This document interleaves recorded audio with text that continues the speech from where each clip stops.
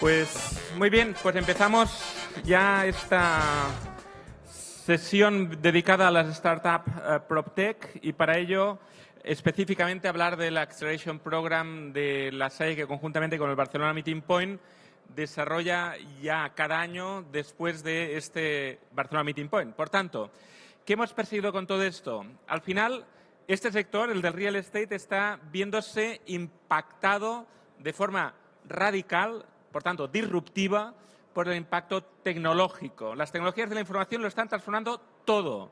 Todo en el sentido de que están transformando toda la cadena de valor, desde cómo un cliente identifica dónde ubicar, por tanto, el listing, el proceso de intermediación, el proceso de financiación. Hemos visto a Trioteca, hemos visto diferentes startups que ya están dando soluciones para la financiación en el proceso de compra. Hemos visto también la lógica de los edificios, los espacios, la utilización, por tanto, modelos de coworking, modelos de cohousing, modelos de utilización de activos para maximizar esos activos. Hasta hemos visto cómo la logística se incorpora en el real estate para valorizar unos espacios tan simples como los espacios de entrada para ser puntos de entrega o intermediación como mayordomo. Por tanto, estamos viendo cómo las tecnologías de la información lo están transformando todo. ¿Qué sabemos? ¿Qué sabemos en la SAE? ¿Qué sabemos en las universidades? El profesor Jerry Engel, si estuviera aquí ahora, diría, Joseph, this is about open innovation. What are you talking about? This is about open the door for innovation. And what are you talking about? This is about to listen what's next. And what is about next? Next, it's about listen startups. Why? ¿Por qué? Porque las startups son el mecanismo que tenemos en el ecosistema para poder identificar what's next. Ya lo sabemos, las grandes corporaciones no pueden innovar de forma radical, no porque no lo queramos, sino porque su estructura organizativa no permite que un directivo diga voy a hacer una iniciativa que quizá falle. Es que ese directivo no vuelve al consejo de dirección. Ese directivo se autohace el harakiri, seguramente si tiene un punto de punto no respecto el consejo de dirección. ¿Qué está sucediendo aquí? Que tenemos dos grandes mundos que tenemos que conectar. Por una parte, las grandes corporaciones están abriendo las puertas a la innovación, saben que la innovación está en las startups, por tanto ya podemos decir que las 1000 startups que hemos analizado para poder hacer este simposium, para poder hacer este vertical de PropTech y hemos analizado en todo el mundo, nos han dado mucha luz. Luz en cómo la tecnología está transformando productos o servicios. Y esa luz nos ha servido ¿para qué? Para mirar que las grandes corporaciones empiecen a autodiagnosticarse en qué cadena de valor están y cómo las tecnologías les van a transformar radicalmente ciertos procesos. Procesos de intermediación, procesos de monitorización, procesos de financiación, en cualquier caso, una reflexión profunda. Hace pocos días estaba, justamente el lunes, en un proyecto final de carrera de un alumno de grado, es de grado, no de máster, de la SAE que tenemos en el parque, que le dieron matrícula de honor, cosa fantástica, pero lo interesante que era, este chico, 23 años, estaba analizando el modelo de innovación del Banco de Sabadell, con InnoSales. ¿Qué ha hecho el Banco de Sabadell? Abrir las puertas a la innovación. ¿Cómo lo ha hecho? Creando un Venture Builder incorporado a la estrategia del Banco de Sabadell. Por tanto, está haciendo procesos de emprendedores en residencia y está modelizando cómo absorbe la innovación de las startups para incorporarlo en la corporación. Gran noticia para las corporaciones, tenemos innovación para ellas. El reto que es que el mundo es su departamento de innovación de cada corporación, por tanto, eso es una buena noticia. La mala noticia es que tu competencia tiene el mismo departamento de I+D, el mismo mundo. ¿Qué me va a diferenciar? Mi estrategia de conexión con los ecosistemas. Y no son los ecosistemas de la SAE en Barcelona, 22@, son los 400 ecosistemas que hay en el mundo. Yo he presidido hasta el octubre pasado la Red Mundial de Parques Científicos y Tecnológicos y os puedo asegurar que la innovación no va de primer mundo o tercer mundo. La innovación va de inteligencia rápida, de espacios donde validar procesos y productos para hacer pilotos y mecanismos de alta escalabilidad. Ahí es cuando las startups las miramos y decimos, señores, señoras, ustedes son la fuente de innovación de las corporaciones. Por tanto, esto no va de hacer usted una pequeña empresa para que compita con las corporaciones. Usted es la fuente de innovación. Por tanto, ha de preparar un modelo que valide el piloto, que valide el business model, que valide la estructura organizativa y que, por tanto, esté preparado para ser absorbido. Esta lógica, casi ilógica, porque hasta ahora nos habíamos equivocado, lo digo en el sentido más positivo, creíamos que las startups eran una dimensión pequeña de una gran corporación. Pues no, no y no, lo digo positivamente. Las startups no es una dimensión pequeña, es el mecanismo que tenemos en el entorno para validar cómo escalar un business model que lo va a hacer la gran corporación. Alguna de ellas saldrá con el IPO, en bolsa, pero nosotros en los 15 años que llevamos en La Salle acelerando empresas y creando empresas, ha salido una en la Bolsa de Madrid, la otra en la Bolsa de Londres y tuvimos una derivada en Nasdaq. 3 de más de 600 startups no es un número. ¿Qué quiere decir? Que las startups han de pensar cómo van a hacer el exit plan. Para hacer el exit plan, y eso lo decimos en la aceleradora de La Salle, piensen ustedes qué día van a salir de esta startup. ¿Cómo? ¿Estoy empezando la startup y me dice qué día voy a salir? Sí, porque si no, no estamos entendiendo de que esa startup ha de desarrollar un modelo, un business model, ha de hacer un customer discovery, ha de hacer un customer validation, ha de validar que esa necesidad de mercado se cubre con esa tecnología, proceso, producto, y a partir de ahí, ¿qué nos pasa? Que necesitamos bridges, necesitamos puentes. ¿Qué tipo de puentes? Financiación inteligente. Y es ahí que sin Business Angels, sin Venture Capital, este journey, este camino es imposible. Porque el crecimiento no es orgánico, es inorgánico, es acelerado. Tenemos 2 años para demostrar a una startup que ese vertical vas a ser el líder nacional o mundial. Seguramente la lógica claramente es mundial. ¿Por qué? Porque si no es mundial, una corporación no te va a comprar. Porque si solo sirve para Barcelona o para España, pues está muy bien, pues van a hacer una lifestyle company.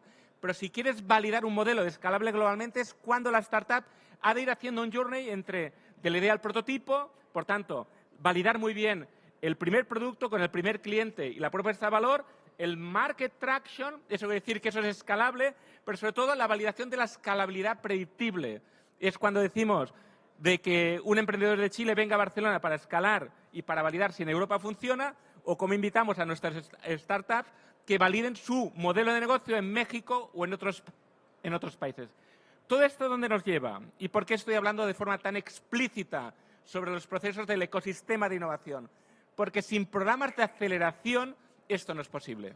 Es muy complejo que una startup llame a una puerta de IKEA, de CBRE o de una gran corporación y le diga quiero hablar contigo, pero ¿tú quién eres? ¿Y qué haces aquí? Necesitamos medios, intermedios, espacios donde esa conexión sea posible. Y es ahí donde el Barcelona Meeting Point, y ahí quiero agradecer muy específicamente cómo el consorcio hizo una apuesta clara en crear no solo este simposium, sino un post-simposium, que es una aceleración que nos sirve para ¿qué? 1, claramente entender quién es tu mercado y quién es tu exit plan. Por tanto, directamente estamos incorporando en el programa de aceleración la reunión directa con las grandes corporaciones. Por esa lógica que decía, ¿cuál es tu exit plan? ¿Es tu primer cliente? Quizá es tu venture user y después será una pequeña participación para después poder ser absorbida. Pero también estamos trabajando todo lo que es la estrategia de financiación. ¿Quién va a ser tu Business Angel? ¿Quién va a ser tu Venture Capital? Porque el Business Angel no es que pongas 10.000 euros o 50.000 euros en mi startup. ¿Qué valor estás entregando? ¿Estás abriendo tu cadena de contactos? ¿Estás incorporando una visión de ventas, una visión financiera o una visión tecnológica? Porque eso al final sirve ¿para qué? Porque el primer Business Angel, es decir, el primer inversor que no es tu madre, tu padre o tu amigo, o algún loco, es decir, el Friends, Food and Family, es el que empieza a poner valor y precio en la startup. Tan importante es un inversor externo porque empieza a poner valor. Valor quiere decir que si pago 10.000 euros por el 1%, pues ya sé el valor de la empresa. Y eso empieza a crear un valor pre-money y post-money. Hago un trabajo y ¿qué sucede? Vienen los Venture Capital. Un Venture Capital no va a invertir si no ha habido un Business Angel previo. ¿Por qué? Necesitamos a alguien independiente que haya puesto valor en la empresa. ¿Y ese Venture Capital qué va a hacer? Una serie A, serie B, serie C. Que he de decir que en Barcelona estamos muy bien en la lógica de las primeras series. Caixa, Capital Risk, Banc Sabadell y otros fondos, Inverready, ya están poniendo 1 millón de euros encima de la mesa. Eso es fantástico. Por tanto, no es un problema de dinero, es un problema de dinero ¿para qué? ¿Y dinero para qué exit plan? Por tanto, no es un problema de 1 millón, sino 1 millón que va a tener que devolver por 5, por 6, por 7 o por 8, dependiendo de las exigencias del fondo. Por tanto, la estrategia de financiación es crítica en la startup La estrategia de mercado es crítico, pero obviamente la estrategia de equipo es crítico. Y ahí hemos aprendido mucho. ¿Mucho por qué? Porque vemos que en el Silicon Valley hay especialistas en hacer nacer, hacer crecer y vender. Por tanto, esto es una profesión, lo de ser emprendedor. No es una vocación que está muy bien, sino hemos de saber cada uno que crea valor y saber que en ciertos momentos el equipo ha de evolucionar. Y el equipo fundador, muchas veces dirigido por un tecnólogo que tiene un dominio de Big Data excepcional, pues tiene que hacer un paso al lado y decir, oye, que necesitamos un presidente diferente, o que debe incorporar un Chief Financial Officer, o que necesito a alguien de ventas de forma directa. Ahí empezamos a ver la importancia de ese proceso de aceleración conectando con talento, con tecnología, con financiación y, al fin y al cabo, con una creación de una startup acelerada. Esto es lo que estamos haciendo con el programa de aceleración que dirige Josep Jorge, con Carmen Adán y el equipo de La Salle. Y lo que queríamos ahora es compartir con las startups que tenemos aquí cómo lo han vivido, cómo han hecho ese proceso de mutación, no digo mutación en el sentido genético, pero en cualquier caso de reflexión sobre los elementos que han habido. Cabe ver que estos emprendedores algunos de ellos son en serie, por tanto son serios. Si son en serie, quiere decir que van en serio. Y otros, sobre todo, han tenido una validación. Por tanto, el debate de la aceleración no es tanto si el producto funciona o no, que es un debate de preaceleración de la idea de producto, sino de la validación de la escalabilidad, de cómo realmente voy a traccionar para crecer. Para ello, le voy a pedir a Josep Jorge que modere esta sesión y también pedir a Tomás Obrezzi, de CEO de Nested, Miguel Manzanas, de PropCrowd, Lucas Galán, de Neynor, y Jorge Valero, de Tinsa. Estos dos últimos son la otra banda, son las corporaciones. Fijaros que, por tanto, esta mesa redonda vais a oír startups y vais a oír a corporaciones. He de decir que Neynor en esto no es nuevo. Neynor hace días que está apostando claramente para oír la innovación proveniente de startups. Josep, the floor is yours. Gracias. Un gran aplauso para... Gracias. Pues sin dilación, si me podéis acompañar y nos sentaremos aquí en esta mesa de debate. Estos días me estáis viendo por allí en el atril. Por favor, venid. Hoy me toca estar aquí. Voy a intentar moderar. Vamos a ver si nos podéis poner la diapositiva, por favor, y así tenemos claro quiénes somos. Nosotros lo sabemos. Fácil. Queremos que lo sepáis vosotros. Prácticamente hemos acertado. Bueno, pues gracias, Josep Miquel. Como os ha explicado Josep Miquel, el programa de aceleración no deja de ser más que un instrumento, pero un instrumento real, no teórico, de cómo aproximamos la innovación de las startups hacia el mundo del corporate y cómo dialogamos ambos elementos de un mismo mundo. Hoy están aquí presentes con nosotros y un poco en línea con todo lo que es el programa de este congreso, 2 startups y 2 corporates. Voy a dejar que cada uno de ellos se presente muy brevemente para que vosotros les conozcáis y vamos a abordar ligeramente lo que hacemos dentro de una de las sesiones del programa de aceleración para que todos vosotros lo podáis conocer. Miki, si puedes empezar y presentarte y así continuáis el resto. Bueno, buenos días, soy Miquel Manzanas, soy el CEO y cofundador de 2 startups en este caso. La primera que lanzamos es HiGuess, que nos trae, es una plataforma de alquiler vacacional, y de aquí lanzamos una spin-off que es PropCrowd, que es una plataforma de crowdfunding inmobiliario. Nos juntamos varias personas para invertir en el mercado inmobiliario. Toma. Mi nombre es Tomás Obrezzi, soy cofundador y CEO de Nested. Nested es un marketplace para alquiler de oficinas flexibles y trabajamos nuestra oferta, juntamos tanto la oferta de profesional y lo que nosotros definimos profesionales de sectores, que son coworking de centro de negocio, pero también en la plataforma hay todos los espacios de empresas que tienen espacio de trabajo infrautilizado, más en un modelo de economía colaborativa y de Airbnb. Y bueno, después del lanzamiento que hemos hecho hace un par de años, ya tenemos una posición muy consolidada en Madrid y Barcelona, y el objetivo por el próximo año es expandirnos en Lisboa y Milán. Yo soy Jorge Valero, soy el director de Tinsa Digital. Tinsa Digital pertenece al grupo Tinsa, que es la mayor compañía de valoraciones independientes ya del mundo, y lo podemos decir desde hace muy poquitín. Nosotros tuvimos un reto que fue qué hacemos con todos esos datos y pudimos ver si comprábamos una startup, invertíamos, hablábamos con ellos, ¿no? Y decidimos montarla nosotros directamente, con gente muy buena, y de esa startup interna al grupo, como queramos decir, estoy yo al cargo. Nosotros pertenecemos a un private equity, es una figura un poquito diferente al venture capital, business angel que se ha comentado antes. Y bueno, yo creo que va a ser un debate bastante interesante para poder poner un poquito también de pies en el suelo respecto a cómo vemos desde dentro la innovación que hay fuera y cómo se puede trasladar eso a una compañía que ya tiene una trayectoria y un camino que no puede pararlo por completo. Lucas. Buenos días, yo soy Lucas Galán, soy director de Producto e Innovación de Neynor, promotora residencial nacional, y dirijo el área de innovación de la compañía y el ecosistema de innovación abierta compuesto por Neynor Lab y Neynor Next. Y bueno, pues comentaremos, gracias por la invitación, por supuesto a Josep y al BMP. Pues gracias a vosotros. Las reuniones que tenemos de trabajo dentro del programa de aceleración lo que hacen es poner en contexto y en contacto la selección de las startups que hemos hecho previamente y que están aquí en el espacio Innovation Hub. PropCrowd y Nested estuvieron participando el año pasado y durante 6 meses les damos distinta formación y oportunidades. Hoy estáis viendo el ejemplo de lo que hacemos en lo que llamamos las sesiones de Corporate Workshop, que de hecho es un espacio donde invitamos individualmente a una empresa consolidada. En este caso, invitamos en su momento a Neynor, invitamos en su momento a Tinsa Digital, para que puedan compartir con todas las startups del programa retos y oportunidades.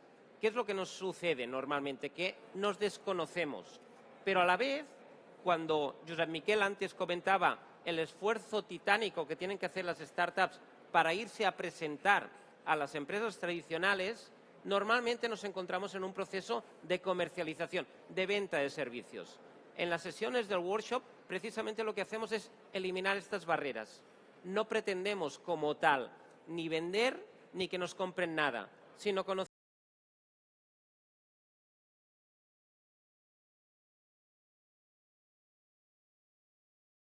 han iniciado procesos similares. Por eso, Lucas, y preguntarte por vuestra experiencia in-house de cómo desarrolláis este modelo de relación, de crecimiento, de colaboración con las startups exteriores. ¿Cómo habéis visto que ha evolucionado, sobre todo en el último año? Nosotros teníamos claro desde hace tiempo que el modelo es la innovación abierta, como hemos comentado antes, que no es más que un modelo de colaboración y de apertura hacia diferentes agentes del ecosistema, ¿vale? Y dentro de ese ecosistema no solo hay startups, está la administración, hay aceleradoras, hay incubadoras, hay inversores, hay compañías, centros tecnológicos, ¿no? Y por tanto, en todo este ecosistema, la colaboración entre todos ellos, es mejor colaborar, y el término innovación abierta, como sabéis, lo acuñó Chesbrough en un libro que os recomiendo que os lo leáis, que se llama Innovación Abierta, donde lo explica clarísimamente, ¿no? El modelo de innovación corporativa pasa de ser cerrado a ser abierto. Cuando las empresas, hay varios factores económicos, sociales, educativos, etcétera. Las empresas de Silicon Valley se dan cuenta que no tiene sentido tener centros de investigación cerrados, sino que es mucho más efectivo y mucho más rápido colaborar entre todos los agentes y profesionales para innovar, ¿no? Y ahí acuña el término de innovación abierta, ¿no? Teníamos claro que era el formato y creamos una estrategia de innovación corporativa que tiene 3 grandes horizontes. Actuamos a corto plazo, a medio y a largo. A corto plazo lo voy a dejar porque realmente es el trabajo que hacemos en la compañía todos los días. Mejoramos, es innovar un poquito todos los días para ir mejorando. Eso lo sabemos hacer muy bien las empresas, las corporaciones. Habría un segundo nivel que sería a medio plazo, más disruptivo, más riesgo, evidentemente, no con tecnologías ni con modelos de negocio muy disruptivos, sino con algo que puedas implementar y puedas llevar a mercado a corto plazo, ¿vale? Un año. Esa innovación adyacente nosotros la atacamos mediante el intraemprendimiento, mediante Neynor Lab. Trabajamos con los empleados de la compañía, ¿vale? Que creemos que es un activo importante. Las compañías, los propios empleados, son quien mejor conocen a la compañía y que pueden aportar muchísimo, ¿no? Por supuesto. Y esta última capa de la estratosfera de esta estrategia es el área más disruptiva y más a largo plazo, ¿no? Es zonas donde las corporaciones no se sienten nada cómodas, porque estás hablando de riesgo, disrupción, nuevas tecnologías, nuevos modelos de negocio, que es todo lo contrario. O sea, a las empresas nos da un poco de urticaria todo esto de arriesgar, ¿no? Entonces, encontramos en las startups el aliado perfecto, ¿no? Son las startups, al contrario, se mueven muy cómodamente en ese océano de disrupción y de riesgo, ¿no? Y en ese cambio cultural, en esa incorporación de metodología, ¿qué funciona y qué no funciona? Y no quiero personalizar en las compañías, ¿eh? ¿Cuál es vuestra impresión? En este caso, por ejemplo, Jorge, dentro de TINSA o en general dentro del ecosistema de las corporaciones, ¿qué funciona y qué no funciona de esta teoría de la relación con el mundo de las startups? Yo lo que creo es, lo primero, creo mucho en el concepto de startup, pero creo también en el concepto de startup llevada a algo terrenal. Esa estratosfera a largo plazo es muy complicada de justificar internamente porque significa gasto y no ingreso, y al final, dependiendo de quién pone el dinero, quieres arriesgar tu patrimonio o el patrimonio de otros, y ahí es muchas veces donde está la diferencia. Yo intentaría marcar y creo que Lucas da en el clavo con el conocimiento interno. Para mí es el mayor aliado a la hora de cambiar el sentido de dirección de una compañía. Nosotros empezamos en el año 85, imaginaros hace 10 años cómo se trabajaba con boli y papel, literalmente. Cambiar a 1000 personas la forma de trabajar es algo tremendamente complicado. Hacerlo desde dentro es lo que hay que hacer por el conocimiento que tienen las personas, pero te tienes que traer a gente de fuera que no tenga nada que ver con tu negocio, nada que ver, para que te dé ideas frescas. ¿Y eso se consigue? Nosotros, para que os hagáis una idea, nuestro CEO fue el antiguo fundador de Rumbo, que ya veréis lo que tiene que ver con el inmobiliario. Nuestro CEO estuvo también en el mundo de viajes, que no tiene nada que ver con inmobiliario, y vienen con una forma de trabajar en otras áreas que es relativamente fácil de adaptar en real estate, pero que como no te lo digan o no te lo hagan ver, no lo ves, porque estás en el día a día, sacar el trabajo del día a día, y o tienes algún vehículo interno para que la gente dedique horas a lo largo de la semana a pensar, si es que se puede hacer, que es lo más complicado, el tiempo, o no te das cuenta. Para nosotros el mayor cambio fue el CEO. Lo han comentado antes en la charla inicial, ese cambio de a veces el CEO decidió que el CEO tenía que ser una persona totalmente diferente y que fuera una persona totalmente empresarial, no de inmobiliaria. Y viene bien porque viene con ideas frescas y con no solamente un Excel donde digas hay que ahorrar 3 millones de euros, sino con el Excel de es que hay que ingresar dentro de 5 años 45 más. Con lo Ese cambio cual, es importante. de hecho, dentro del programa de aceleración, lo que intentamos es que como mínimo haya una predisposición, a veces por propia cultura de la compañía o por propia evolución. Pero, ¿cuál es el entorno normal, por ejemplo, Tomaso, en que tú te encuentras cuando vas a dialogar con una empresa inmobiliaria para presentarle vuestros servicios o para presentarle vuestra propuesta? ¿Cómo la reciben? ¿Qué dificultades tienen? ¿Qué barreras te ponen? ¿O cómo te plantean colaborar contigo? Bueno, yo creo que aquí se tendría que dar un poco la vuelta, partiendo de vuestro proceso de aceleración, que para mí aborda muy bien este problema, en el sentido, la posibilidad de sentarnos con los profesionales de una forma informal, donde no hay un tema de venta, conocer directamente en la que son sus necesidades y sobre todo tener acceso directo, ¿no? Pero yo, oye, por hablar a lo mejor con Lucas o con Jorge, pero a lo mejor me dice, oye, no es la persona correcta, el departamento con el cual tiene que hablar esto, te cruza un correo, todo esto yo creo que tanto para una startup, para una corporación, da una ventaja brutal, que es un ahorro de tiempo. Porque yo ya sé si tengo interés o tenemos un interés mutuo para poder colaborar, si también poder acceder directamente a la persona que es mi interlocutor. Yo creo que este ahorro de tiempo permite poder alcanzar relaciones que son mutuamente ventajosas y un gran ahorro de tiempo. Pero claro, yo a lo mejor si hubiera querido hablar con Lucas o con esto, encontrarlo, alguien que me lo presentara, después voy a hacer una reunión, en una reunión, como bien decía justamente, ya vas intentando vender o lo que sea, a lo mejor cuando tampoco tiene ningún interés. Yo creo que por los dos es un gran ahorro de tiempo y esto facilita a que se desarrollen relaciones mucho más fructíferas por ambas partes. Claro, esto, digamos, en los modelos que son de startups de B2B, en las que su cliente o su proveedor pueden ser corporaciones inmobiliarias. Pero en el caso de propuestas B2C como es PropCrowd, que al final, cuando en las sesiones de Corporate Workshop no estás buscando tanto un cliente, un proveedor, sino que estás mirando de cara a cara a la competencia. ¿Cuáles son las ventajas competitivas que crees que como startup vosotros planteáis respecto al ecosistema tradicional, pero a la vez cuáles son las dificultades para que podáis quitarles una parte de la cuota de mercado? Bueno, nuestro caso es un poco especial porque tanto en HighGuess como en PropCrowd hemos tenido inversores desde Business Angels, Venture Capital y tenemos nuestra experiencia con inversores corporate, que en nuestro caso es Fincas Forcadell, que es una inmobiliaria de más de 60 años. Y bueno, hay partes buenas y partes malas, ¿no? La parte buena que una startup con un modelo disruptivo no tiene es la confianza con el cliente B2C, ¿no? Cuando propones una oferta de valor y como startup es algo disruptivo, algo nuevo, y entonces tienes que ganar la confianza del cliente.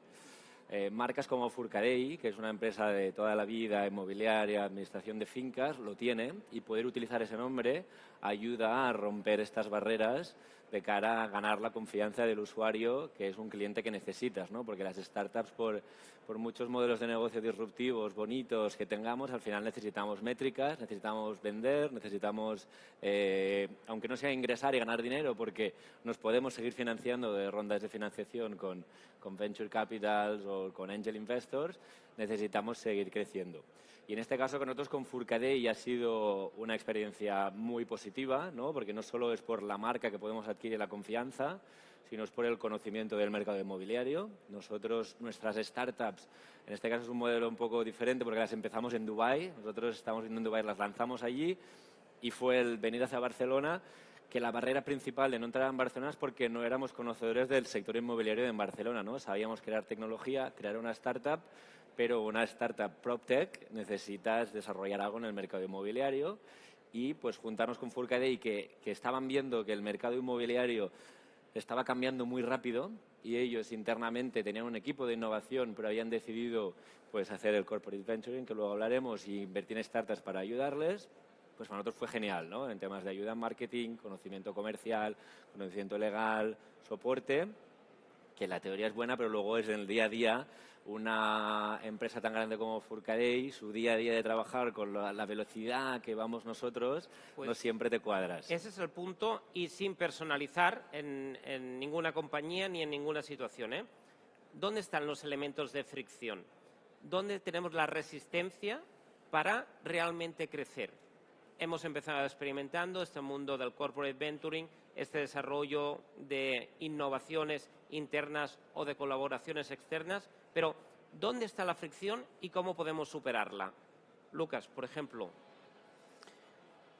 Bueno, en mi experiencia yo creo que son dos entes totalmente diferentes, como os he dicho, o sea, es como el agua y el aceite.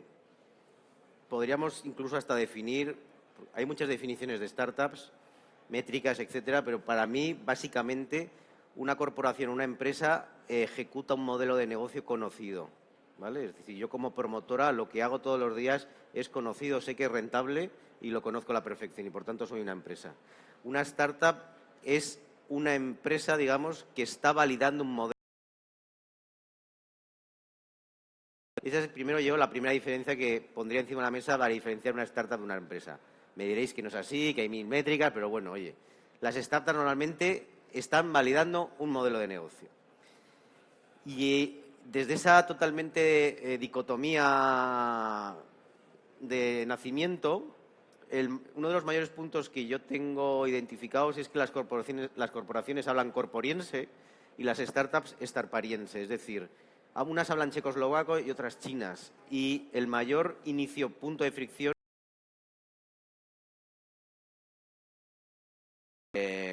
hay una disrupción, o sea, no hay una conexión, no hay una comunicación. Es decir, una empresa piensa de una forma muy diferente a una startup. Entonces, en la primera, pues no enganchan. Entonces, hay que fomentar, A las escuelas de idiomas. a las escuelas de idiomas. Entonces, por una parte, las corporaciones tienen que aprender a hablar con las startups y las startups también tienen que empezar a aprender a hablar con las corporaciones. Ese es el primer punto de fricción que hay. Bien. Voy a apoyar eso un momentito. Os voy a poner algún ejemplo también porque creo que es importante poner ejemplos. Nosotros intentamos tener mucha relación con startups, pero luego también te das cuenta de que ese problema de lenguaje es más grande del que parece a priori. Nosotros recibimos una propuesta de, bueno, ¿por qué no cambiáis vuestro modelo de negocio, TINSA, en toda España? De hecho, empezaba fuera de España, y dejáis de cobrar por hacer tasaciones para poder capturar datos. Y dices, bueno, es que ya lo hago y encima cobro dinero. No, pero es que así haríais más, ya, pero es que así lo hago y gano dinero. Ya, pero así ganaríais más. No hablamos lo mismo. Es un problema de ese lenguaje y cuál es tu objetivo. Capturar datos. El mundo del dato está fenomenal, pero da de comer a muy poquitos. Pero en cambio, por ejemplo, en vuestro caso particular, vosotros acabáis de lanzar una herramienta que es un modelo de negocio completamente disruptivo respecto a lo Pero tradicional. es complementario. Es decir, hemos lanzado una herramienta que permite hacer valoraciones de forma online con datos de tasaciones. No existe nada así, que además con modelo tipo Netflix, ¿no? Pruebas gratis, en función de tu cuota, de tu número de valoraciones pagas una cuota de más o menos y puedes hacer muchas cosas, ¿no? Pero hemos intentado hacer algo que sea complementario, que no reste, sino que sume, que es lo complicado cuando una corporación, que me parece muy buena definición, busca algo más en una startup. Vale, dame algo que me complemente. Esto complementa por completo a TINSA España, pero lo bueno es que es fácilmente escalable, que es lo que busca además una corporación de una startup, que le dé algo escalable. A mí algo que esté solamente en Cuenca, no me vale, necesito que esté también en México y en Chile y en Dubái y que sea fácil escalable. Y esa complementariedad o ampliación de líneas de negocio, por ejemplo, Tomaso, de que te acaben copiando tu propuesta de valor innovadora cuando estás hablando con una corporate en que no sabes bien si el negocio es complementario o es absorbible. Cuando vosotros relacionáis con las agencias, por ejemplo, que comercializan espacios tradicionales, ¿ellos cómo ven una plataforma como Nested? ¿Como algo donde cooperar o como una competencia? En nuestro caso, siempre se ha visto como un modelo complementario. Después, está claro que hay otro player que han podido desarrollar un producto parecido internamente, pero estas también son elecciones que hacen en el mismo corporate. Yo considero, en mi opinión, y que la oportunidad de poder trabajar con un corporate por una startup es clave. ¿Por qué? Porque al final un corporate te permite tener un conocimiento en el mercado que difícilmente una startup puede tener, y también de validar de una forma mucho más rápida tu modelo. Y yo creo que este camino como decía, es fructífero por ambas partes. Está claro que después se tiene que matizar caso por caso, pero en principio creo que es una oportunidad, es sobre todo una gran oportunidad para la startup, porque la accesibilidad que te dan al mercado y ya también a la hora después de encontrar una financiación que no necesariamente tiene que ser interna por la parte de la corporación. De hecho, para mí esto sería un elemento importante en la relación corporate y startup. También yo creo que un elemento importante sería también un elemento de financiación para crear más un triángulo, en el sentido, cuando yo he montado una startup, ya la he validado con un corporate, y al corporate asocio también una entidad financiera que me puede inyectar dinero después que el modelo ha sido privado, yo creo que sería un modelo todavía más ganador y más potente. Pero claro, porque también un instituto financiero, cuando tiene el respaldo de una grande corporación que ya te ha ayudado a validar el modelo y ya lo tienes en el mercado, también asumirse menos riesgo para lo que es una entidad financiera. Yo creo que esta relación se completaría muy bien también con un acercamiento en este triángulo de entidades financieras. Bien, entonces digamos que ponéis en marcha una propuesta innovadora de base tecnológica, os apoyáis en las corporaciones para también validar el modelo de negocio. ¿Cómo crecemos? Miguel, ¿cómo crecemos? Bueno, para crecer al final te tienes que separar un poco del corporate, ¿no? Tienes que aprender también a ver lo que puedes sacar, ¿no? En nuestro caso yo hablo más de Furcadey, porque pues un venture capital tiene unos beneficios que es puramente económico y luego solo quiere métricas, que eso es malo, pero te deja hacer. Un corporate te mira más en el día a día que estás haciendo, ¿no? Entonces, mirarte demasiado en el día a día lo que estás haciendo, cómo lo haces, por qué lo haces. Las startups a veces tenemos que tomar decisiones un poco a la brava, ¿no? Un poco con los ojos cerrados, porque si has de ser disruptivo necesitas no mirar qué hacen los demás y tú hacer. Entonces, la manera que nosotros hemos tomado de crecer es un poco tomar decisiones y arriesgar un poquito más de lo que arriesgaría Furcadey, ¿no? Bien. Y es la única más forma. Entonces, esta vocación de más riesgo, que es independizarse,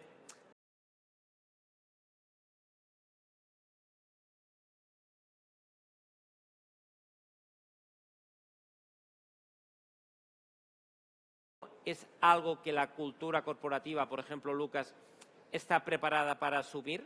Que tú valides, ayudes a una marca de calidad a una determinada startup y que la startup pueda crecer con tu competencia. Nosotros lo entendemos, sí. Es fácil de entender, yo creo. Pero el mercado está dispuesto a entenderlo. No lo sé, es decir, te iba a explicar nuestro caso, en el sentido de, y os voy a poner encima un caso real. Yo puedo llegar a invertir en una startup, ¿vale? Como corporación, y como corporación tengo la ventaja que mi último fin no es solo financiero, ¿vale? Porque un venture capital va a invertir solo porque es va a tener un retorno financiero. Yo como empresa, y al ser empresa, evidentemente estoy pensando en el retorno financiero, pero también hay algo detrás de responsabilidad social corporativa, es decir, hay también algo de compañía. En ese aspecto yo puedo invertir en una empresa, pero el modelo de negocio de esa empresa a lo mejor no escala si no se lo vende también a mí mi competencia.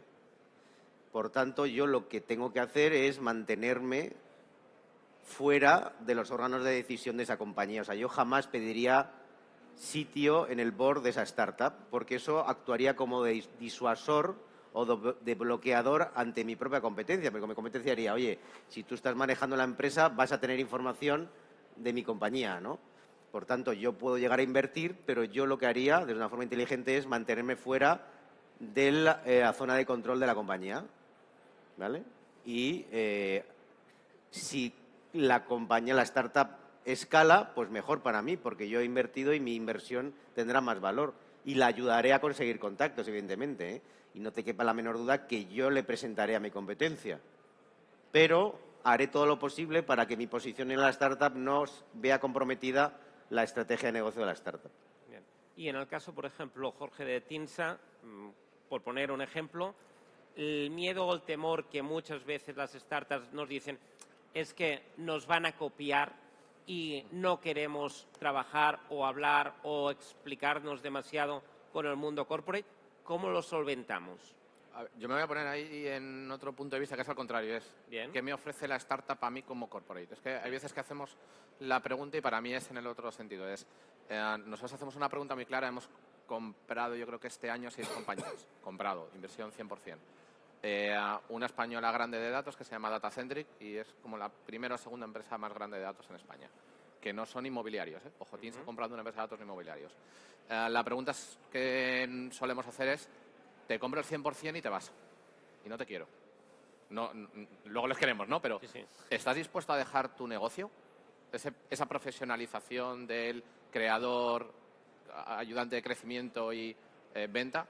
Eso es muy importante. Al final, yo no quiero... El problema normalmente de una startup que está arrancando es que está muy anclada a su fundador o a sus fundadores y suele ser un techo. Y como corporate no quiero un techo. Porque si compras una startup es porque necesitas ganar tiempo respecto a tu competencia. Si esto que ha hecho la startup en un año yo hubiera tardado 3 y compro, invierto, participo, figura que sea, pero necesito que me des velocidad. Y si tú eres un freno, no te quiero, ¿no? Ese para mí es el primer punto. Si todos los que habéis creado aquí una startup, estáis aquí, estaréis dispuestos a mañana a por un cheque a dejarla. Primer punto. Luego, en función de la respuesta decimos, vale, no, vente al equipo de dirección del grupo porque entonces queremos que estés en el equipo de dirección no solo de tu startup, sino del resto de vehículos que tenemos en el grupo porque os queremos integrar. Esto es algo que se entiende muy fácil cuando lo dices y cuando estás en una reunión con 3 CFOs, 2 inversores, 3 del Private Equity, 2 de Londres y un alemán, es súper complicado hacerlo ver porque tomamos decisiones con la patata y hay que quitarla. Tomaso, ¿tú lo entenderías que te dijeran apártate? Yo estoy totalmente de acuerdo, 100%. De hecho, es un caso real en el acuerdo de joint venture que estamos realizando ahora.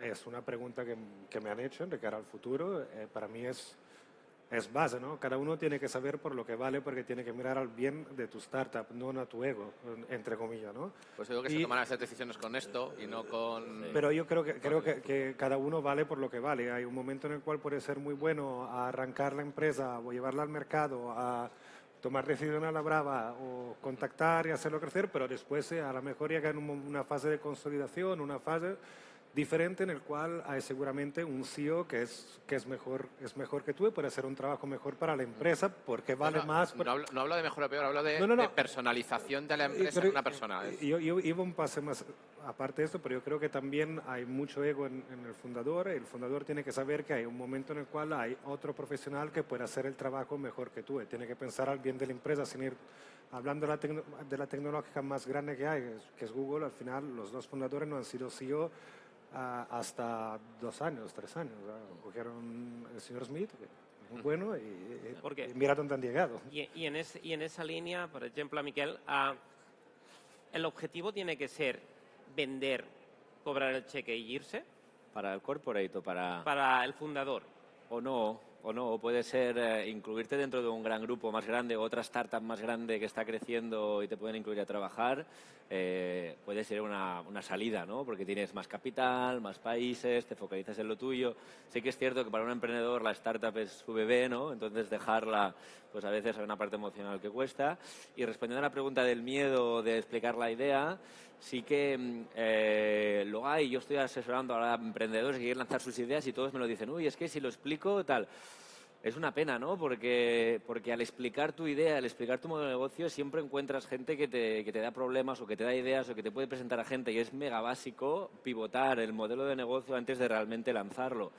Pero lamentablemente están apareciendo, que no diré nombres, aceleradoras aquí en Barcelona y en España que se dedican a ideas con CEOs, ¿no? Entonces hay gente que presenta sus proyectos, que son sus ideas, que pueden ser muy buenos, y estos grupos cogen estas ideas, buscan a CEOs que les dan un 10% de equity, un 5%, y les dan un sueldo y lanzan las ideas, ¿no? Y esto es malo, porque al final, como decíamos, ¿no? Como un emprendedor que haya soñado la idea, que la haya escrito, que la haya pivotado con sus amigos, que haya pedido 10.000 euros a su padre, a su hermano y tal, la lances y vaya creciendo, nadie la va a crear, ¿no? No hay ningún CEO que la pueda crear igual. Pues aquí habéis visto, Tomaso. Sí, dime. Solo una cosa para contestar. Un apunte en lo que decía del miedo de compartir tu idea, todo esto. Yo creo que la idea cuenta relativamente. No sé si estáis de acuerdo con nosotros, pero 90% de cómo lo ejecutas, ¿sabes? Sin ejecución no hay nada, ¿sabes? O sea, le doy un valor muy relativo a la idea en sí. Pues de hecho, estas sesiones que habéis visto aquí como un ejemplo, precisamente va de compartir. Nosotros compartimos en las sesiones dentro del programa para generar debate, para generar un mayor conocimiento, una mayor profundidad, que es la que nos permite colaborar, crecer, incrementar el negocio, tanto de las startups como de la capacidad de negocio de las propias corporaciones. Os quiero agradecer mucho que hayáis participado en la pasada edición del programa de aceleración. Os continuaremos ayudando desde el programa de aceleración del BMP en todo lo posible a crecer y a desarrollar esta innovación en el modelo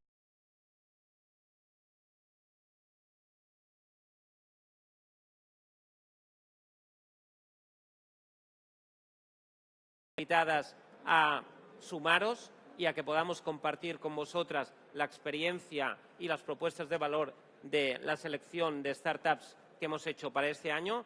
Y ya sin más, agradeceros de nuevo toda la confianza y el soporte que nos habéis dado durante todo este tiempo. Muchas gracias. Gracias a ti, Jorge. Fantástico, muy interesante esta mesa redonda porque ha sido una forma de ver que la teoría de Henry Chesbrook y de Jerry Engel se aplica en el día a día en empresas como Nader y startups que ya están entendiendo que su exit plan son las corporaciones. Bien, pues estamos entrando en la fase final de esta mañana, sin nada más ni nada menos que intentar identificar ¿cuál va a ser la mejor startup de este año del Barcelona Meeting Point? Justamente el martes por la noche, en la cena de gala que celebramos en la Cámara de Comercio, en la Llotja, dimos el premio de la Scale Up Award, que sería la startup que más ha crecido del proceso de aceleración del año pasado y fue para Mayordomo. La verdad es que muy, muy interesante esta iniciativa porque no solo es de real estate, también es de logística muy, muy competente. Y ahora vamos a pasar el proceso en el que 5 startups que han sido seleccionadas para estar en el Barcelona Meeting Point. Recordar que el proceso que hacemos entre Barcelona Meeting Point y La Salle es hacer primero un scoping, mirar qué startups del mundo están haciendo innovación en el sector. Después hacemos un scouting, hemos seleccionado e identificado más de 1.100 startups que actualmente están haciendo innovación. Eso nos permite ver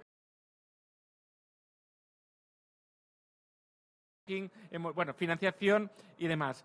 Y de ellas, al final, se hace el proceso de recepción de propuestas y estas 5 de aquí, de hecho, en el fondo, sois las finalistas. Por tanto, ahí está. Ahora, lo que pasa es que todo el proceso de los Oscars siempre tiene and the winner is, pero en cualquier caso ya estar aquí es como dice Pedro con el cineasta, esto ya es un premio el estar aquí presentes en los Oscars. Por tanto, estáis en los Oscars del real estate. Tenemos que hacer todo el proceso de saber quién es el and the winner is. Bien, en cualquier caso, estando aquí ya podéis sentiros claramente ganadores. Para ello voy a pedir una a una a las startups que durante 5 minutos hagan el por qué son o merecen ser ganadoras del Barcelona Meeting Point 2019 Startup PropTech. Y para ello voy a pedir uno a uno que subáis, que convenzáis a los presentes y aparte del jurado que, de hecho, y también, obviamente, al jurado que está presente aquí, para que podáis identificadas. Por tanto, tenéis 3 clientes aquí. Inversores para que os escuchen, corporaciones para que os escuchen y el jurado para que os escuche. Por tanto, hacer lo mejor para poder realmente defender vuestra iniciativa.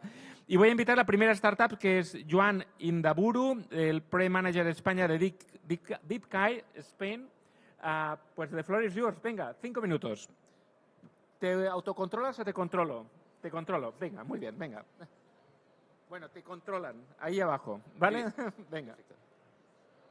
Buenos días.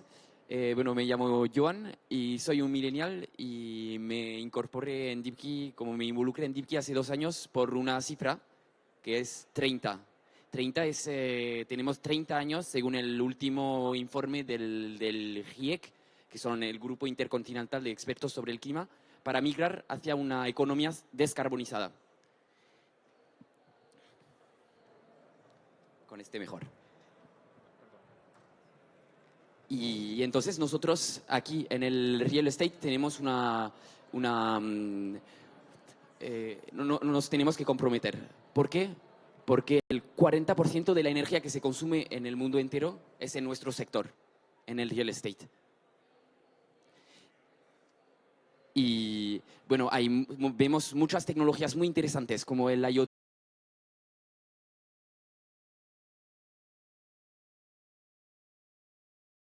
95% del real estate es así, es ya construido y entonces es más difícil implementar estas metodologías.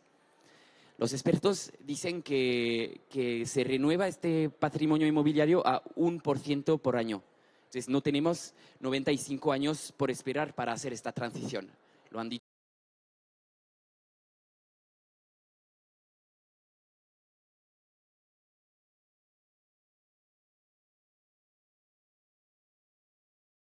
De ficheros Excel, por ejemplo, datos de los utilities, datos del IoT, datos de los ERP y bueno, hay mucho por hacer. pero no lo podemos manejar porque los datos siguen en el papel y nos falta también la mente más digital para poder ver las conexiones entre el papel y los procesos.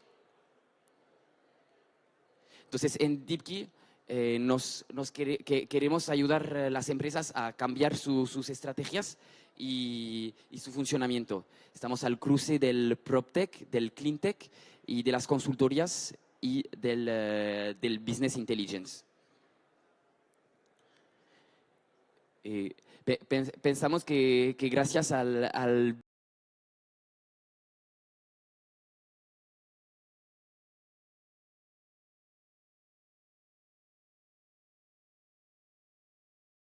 trabajamos con 150 clientes, de ahí clientes mundiales como AXA, como Generali, como BNP, ICAD. Y bueno, lo que hacemos en el sector del real estate son tres primeras cosas. Hacer que los activos sean más atractivos, dando una visión global de qué tengo dentro de mi cartera de activos, trabajando sobre las notaciones ESG, Carbon Disclosure Project, y luego vamos a optimizar estos activos, lo que pagan en energía, en limpieza, en mantenimiento, y al final vamos a comprometernos con la ley. Vemos en el sector que grandes líderes están dando un paso hacia la inversión que sea de activos que sean más sostenibles. Y aquí era la plataforma. Y bueno, en 5 años que existimos, hemos logrado tener 150 clientes. Cada año duplicamos facturación y empleados. Estamos ahora 86 entre París, Madrid e Italia. Estamos abriendo Alemania y United Kingdom. Y monitorizamos más de 600.000 edificios. Estamos aquí hoy porque estamos expandiéndonos en España. Entonces, si queréis saber más sobre lo que hacemos, podéis venir a nuestro stand. Estamos ahí en el Innovation Hub. Y bueno, pensamos también que los 5 años por venir en el mercado del real estate son muy importantes y que vamos a ver muchas cosas y estamos ahí para contribuir.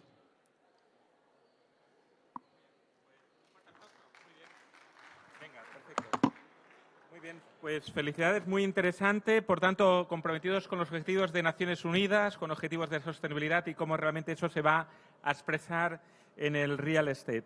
Ahora pasamos al segundo startup, Mark Bush. Tell me now if it's a good pronunciation. Yeah, we say Bush. Bush. Bush. Oh, Bush. Like Bush. Bush. George Bush or no? No. The OSR Warning Dossier. Okay, the floor is yours. Gracias. Okay. Buenos días, Barcelona. My name is Mark from OSR. OSR, we build software. We build software, and we build software to automate the transaction in real estate. Real estate business has changed, as you all see. We see it in Amsterdam, we see it around Holland, in Germany. Like 2 decades ago, real estate business was about the building, about the stones. That's not fact anymore. These days, it's about the people who are in the building, who are using the building. It's about the communities you want in the building. You want to build communities. And it's not important how the real estate is at that point.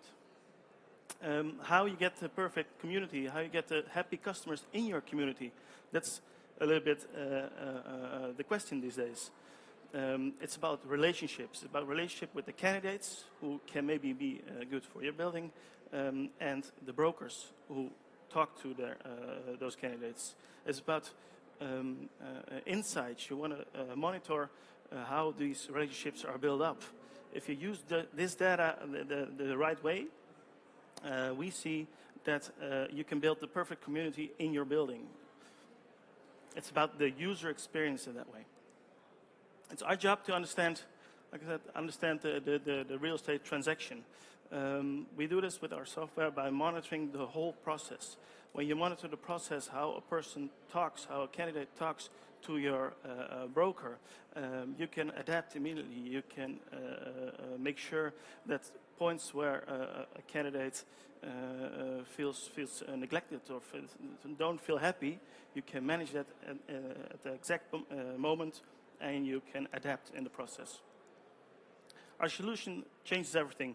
Of course, we automate the obvious. All kinds of parts in this process that people don't want to do, we automate as much as possible. That already at this moment we reduce 70% of time saving on each transaction we already do in our system. The experience improves a lot. The candidate as well as the user should be happy. And the software users, it's very important that people like to go to the software. When it's not nice, they stop with software also, of course. Of course, we are GDPR compliant. It's a big issue in Europe, not only in Spain, I can imagine, but also in Amsterdam. And we can also evaluate and optimize our rate on invest. Sorry. Last but not least, carbon dioxide reduces because we make sure that people don't have to travel anymore. Everything is online these days. We build a unified platform for real estate professionals and for the happy customers. Those two combined make sure that using Osray will change your daily habits. We have a perfect workflow for real estate professionals. They have a dashboard overview. They can we have connectivity with ERP systems, of course. And next to that, on the other side, we have a flawless user experience for the candidates. They know at any moment they know where in the process they are. There are no questions to be answered or waiting for phone calls. We are ready for the future with our system.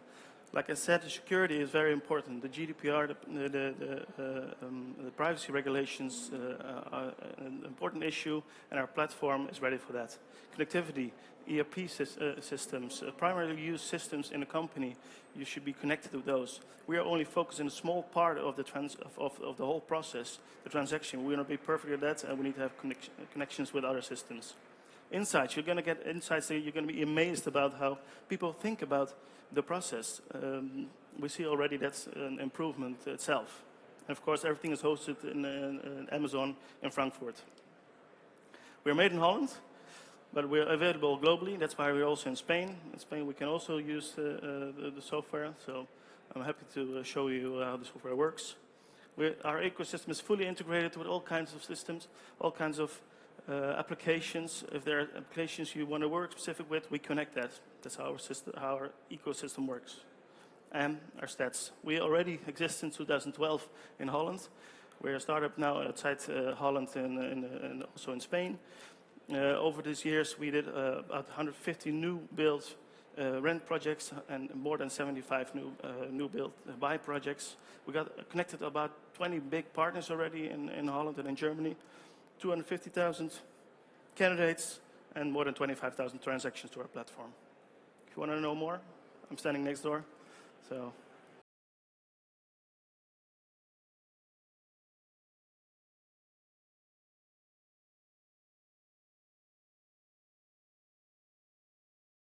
Será Julien Pallier de Daisk.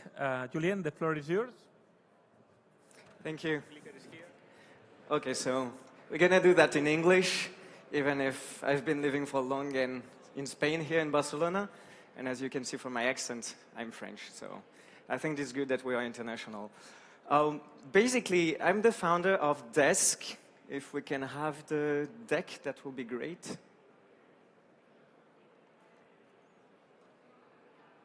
Ding, dang, ding, dang.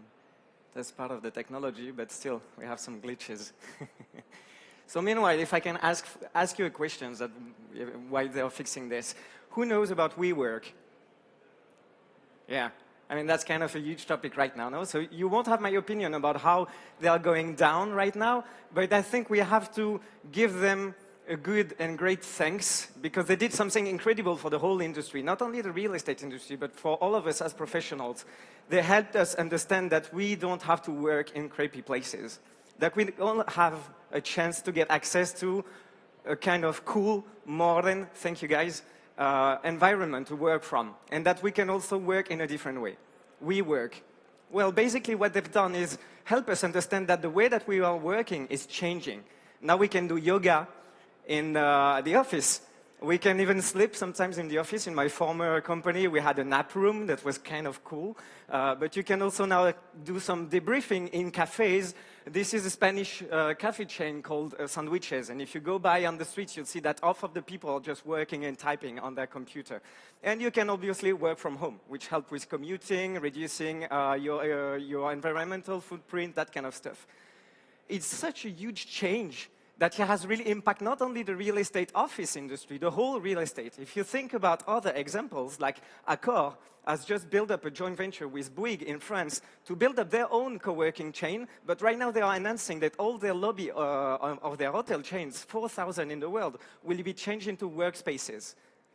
Work Cafe, it's a concept built by Santander, the Banco Santander, the huge bank, and they're switching their offices and their agencies to a more flexible workspace where people can go in and out and just work from there. There's a complete new relationship with their own customers. And then SV Group, it's kind of Sodexo from Switzerland, has changed the way you work and you enjoy the restaurants, in-company restaurants, changing that to co-working and boosting the occupations by 30%, more than 30%. So these clients, these initiatives all have something in common. They are missing the technology to boost up all this kind of occupation and new relationship with the customers. And this is where Desk enters in. We do the layer, the technological layer between the customers, your customers, and the spaces, making it a lot better, faster, efficient to connect and rely to your own user base. How do we do that? We provide our clients, our space partners, with an app and a web. It's white label, so you can build it up with your own identity. And there we aggregate all the different things that you need, from the smart management of your spaces, the inventory and automation of your inventory, booking rooms, booking services in your ecosystem. That can be coffees, that can be different people. Then we build up the networking possibilities, connecting all the people that are in these spaces so that they can relate to each other and do more business together. And then obviously we do integrate with your current tech stack, the real estate tech stack, being the user database, being the access points to your building, in order to make it really reliable and easy to deploy. Our business model is based on different kind of scenarios, from a fixed monthly rate to a custom integration that will require more in-depth development, but we can make that on demand for you. And well, we are already working with kind of a lot of great people from real estate companies like CBRE or Forcatel here in Catalonia. And we're expanding also in terms of co-working, hubs, but also players like scientific parks that are also looking into connecting it to each other and fostering more dynamic connections between people, scientists, and services. So as you see, we are going way away from just the real estate office industry and going into a larger, broader service and clients. At the end, what we are, and our vision is that we are building a network of opportunities. This is what we want to do with Desk, is helping spaces and different environments to connect to each other and get more from the hub, get more from the connection, so that we can impact on the social, demographics, and economy. We think that here it's the perfect place to launch that, consolidate that, and we look forward to be there next year. The scale-up prices, once we have done a good collaboration with all these guys over there, especially the Zona Franca will be a perfect pilot for us here in the big spaces, connecting all the hub from the environment of Barcelona and out of Barcelona. We're also next door, so please come and reach out if you're interested in knowing more, and we hope to see you there. Thank you. All the startups, they have a booth here provided from the Barcelona Meeting Point. It means that you have the opportunity to talk with all of you today, tomorrow, or whenever. In any case, they are here. Okay, we go to the... Vamos al próximo speaker, es Javier Fernández. Fijaros cómo la tecnología nos transformaba temas para sostenibilidad, tecnología vinculada a la digitalización, tecnología no solo pensando en el hard factor, sino en el soft factor. Hasta la 3D printing quizá pueda hacer alguna cosa. Javier Fernández, Green Catch, ¿qué se puede hacer? Muy bien. Hola a todos. ¿Se escucha? Sí. yo vengo a presentarles Green Catch. Hoy me preguntaba alguien en la feria, me decía, ¿y cómo ves el congreso o la feria, no? Y le decía, bueno, me llama la atención que realmente lo que hay incorporado es el PropTech o las nuevas tendencias, ¿no? Y eso es un buen síntoma del congreso. Entonces, Green Catch viene de Catch Up, que es ponerse al día con la sostenibilidad y la tecnología. Estas son las escenas que vemos a diario, digamos, o por ejemplo, la contaminación la tenemos en muchas ciudades del mundo. El pasado 27 de septiembre, creo que fue el día de la huelga mundial del cambio climático, ¿no? Vemos cómo las nuevas generaciones nos están pidiendo y exigiendo este cambio. Entonces, sabemos que más o menos los datos van entre el 30 y el 40% de nuestra industria. Yo soy arquitecto de formación, digamos, y veo cómo nuestros edificios les hemos puesto mochilas que consumen, ¿no? Y contaminan. ¿Qué pasaría si los hacemos producir, ¿no? Es un poco esta lógica. Entonces, si también tenemos las emisiones de CO2, un número bastante importante. Estamos viendo cómo cada vez más hay acuerdos, el Acuerdo de París, pasado el de Kioto, cada vez entran más reales decretos sobre eficiencia energética, sobre la autoproducción, ¿no? Que comienzan a dar buenos síntomas. Entonces, nosotros lo que queremos hacer es hacer un traje a medida de soluciones para las promociones nuevas, por ejemplo, o también hay un parque edificado existente que también tiene un gran potencial, que representa un 90% realmente de los edificios, donde se le dé un valor añadido, ¿no? Para el promotor, pues tendría ganancias en la venta de unas propiedades mucho más sostenibles, ya desde el inicio, desde la planificación del proyecto. El usuario, pues, compartiría esta cultura que estamos hablando, es más sostenible y de comunidad, ¿no? Y la startup, pues, tendría una ganancia, o los inversores también, al implementar una serie de packs sostenibles, ¿no? El mercado, pues tenemos 8.7 millones de edificios, tenemos un gran potencial en España, ¿no? Y en el resto de Europa. El otro día leía que el 75% de los edificios en Europa necesitan una rehabilitación energética. Entonces, tomamos un caso hipotético, si hiciéramos un 2,6% de cuota con 650 edificios, les ponemos este traje de soluciones sostenibles, como decimos, y le aportamos un layer tecnológico que es básicamente añadirle a través del Internet de las cosas una gestión, una monitorización, ¿no? Un mantenimiento del edificio. Un ejemplo para ver de qué hablo.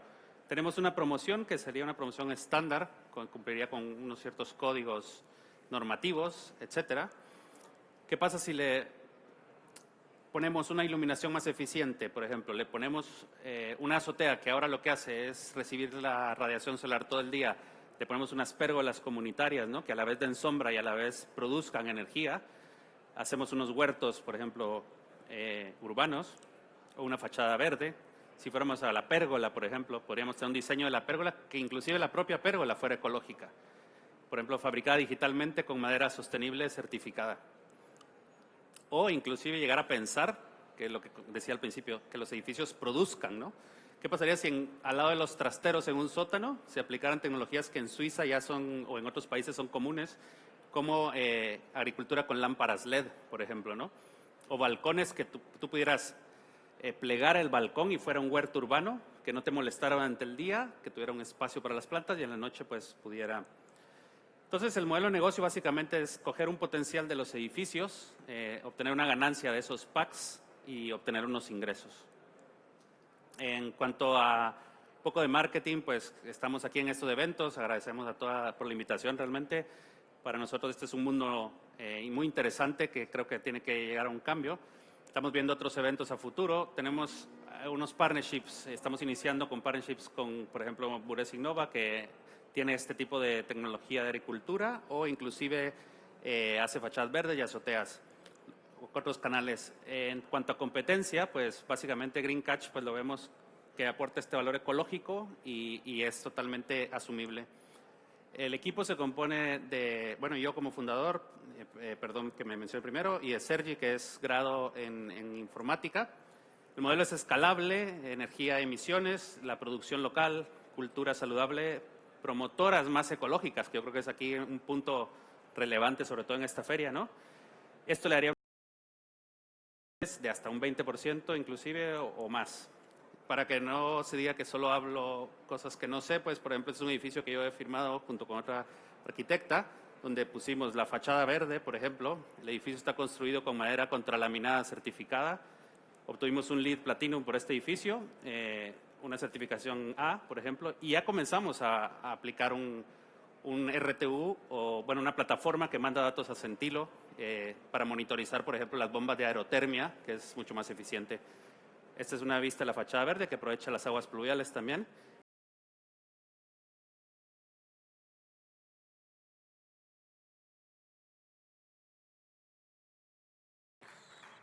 Muchísimas gracias, Javier. La verdad es que es interesante ver cómo la innovación está en toda aquella oportunidad que vemos, y esa oportunidad puede ser un problema o puede ser una tecnología nueva que nos da soluciones para temas del pasado. Bien, y ahora es la última startup, no es por eso, last but not least, Sergio López de Viviendea, que nos va a hablar de cómo, de alguna forma, podemos tomar ventaja de la demanda y agregar la demanda. Vamos a ver cómo lo hacemos. Venga. Bueno, muchas gracias. Lo primero, agradecer al BNP y a la Sayetes Nova por dar difusión al mundo PropTech. Ayudan mucho eventos como este.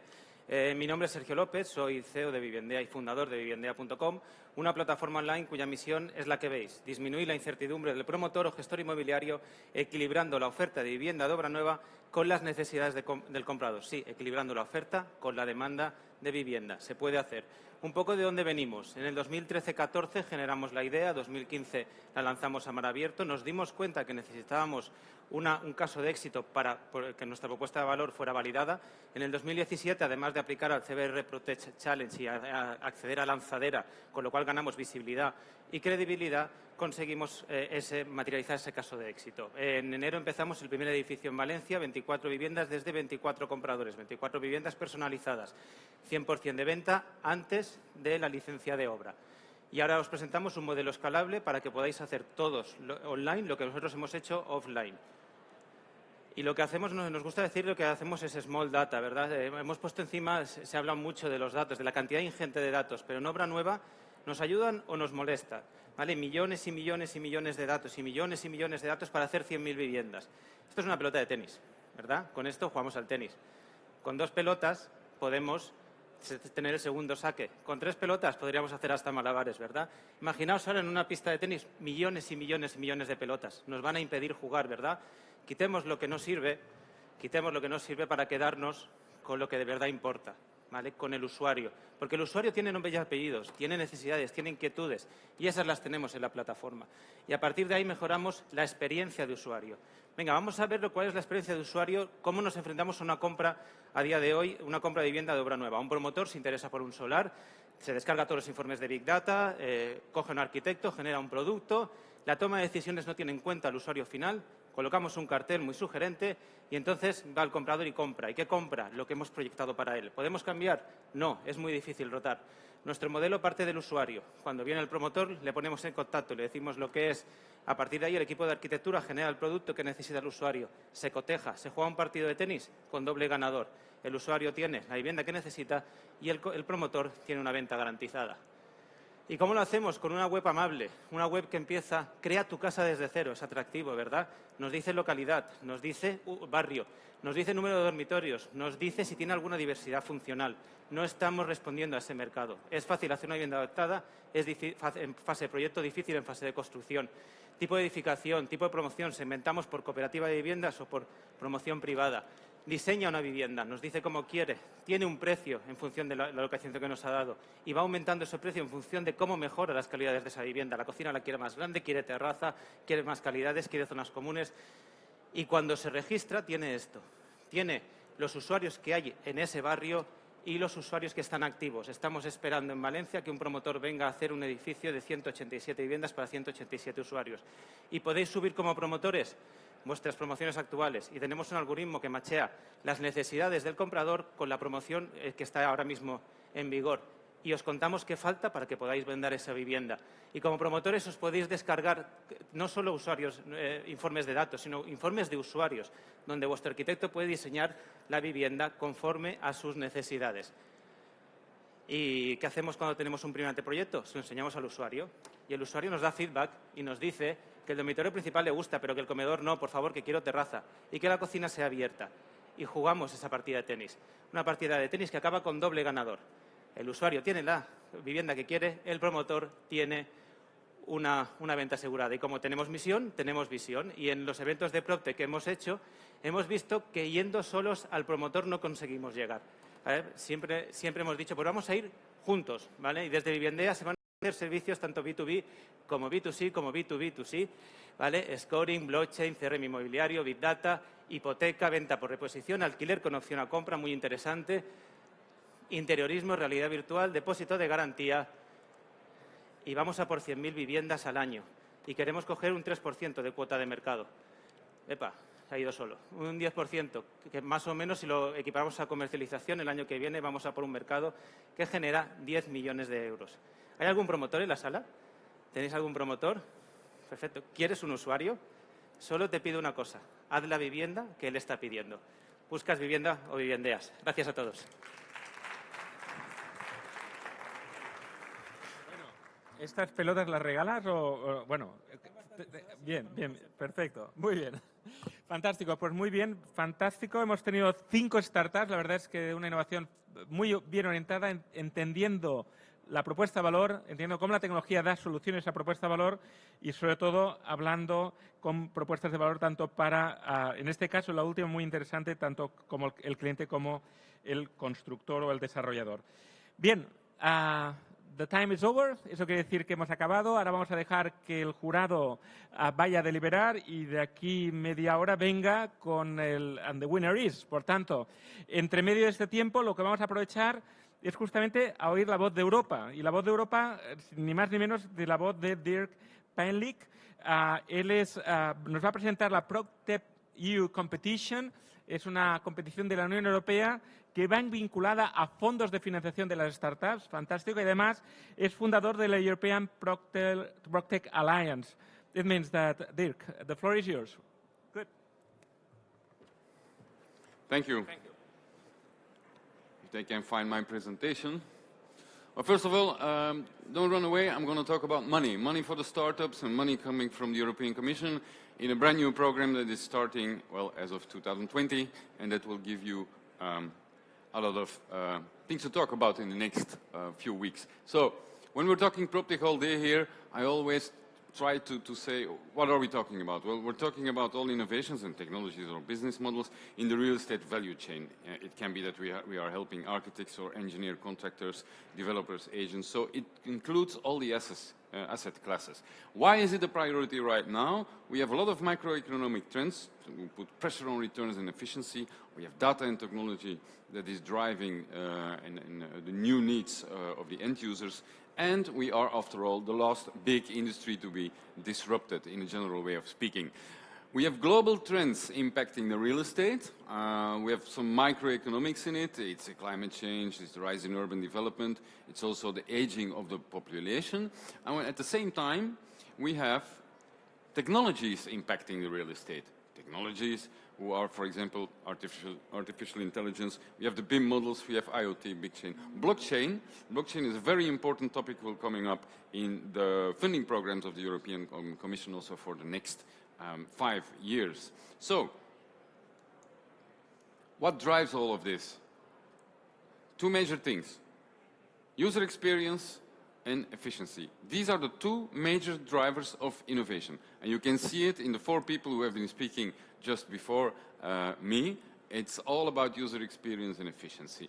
Now, in total market of blockchain, we discern 5 segments covering the total value chain of real estate. It's finance and invest, design and build, market research, manage and operate, live and work. I've put together some examples of nice companies, PropTech startups, scale-ups, who are becoming very successful at the moment. I could talk you about the general trends, but that would be too much in detail. Right now, in 2019, we have 36 PropTech unicorns. And at the same time, we have these internet corporates who try to enter right now, are entering the real estate market. It's Google, it's Microsoft, it's Amazon. I can name a few others. But at the same time, and we will see that in a moment, there's a big problem in Europe. A big problem, and it's coming from the investment side. Because if we are today with just the people that are here, the fact that we are only us here is already a significant problem. we don't have enough investors in Europe.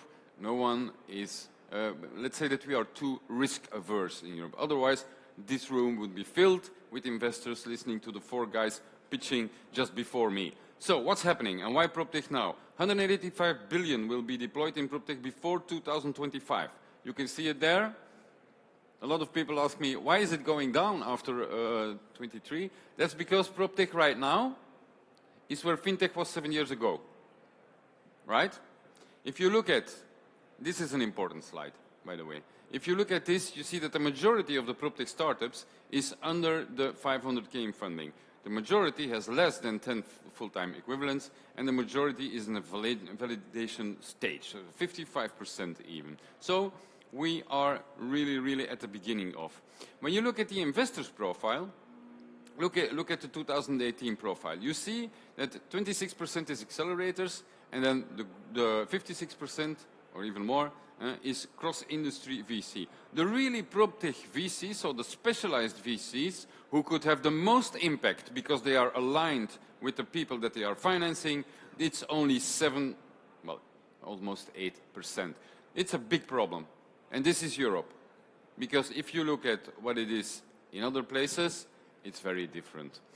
What is our problem? Our unicorns are leaving Europe. Look at Skype into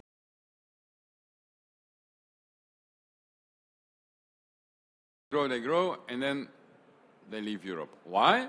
Because there's not a lot of capital. So what I'm trying to do, what we are doing right now, we started it last year, I founded the European Alliance of PropTech Associations. You know that in every country there's one national association helping PropTech. It's PropTech Spain, you have PropTech in Belgium, you have PropTech Holland, PropTech Germany, and there was no European umbrella. There was, like the market in Europe, fragmented. Everyone was doing his own thing. So I created the umbrella.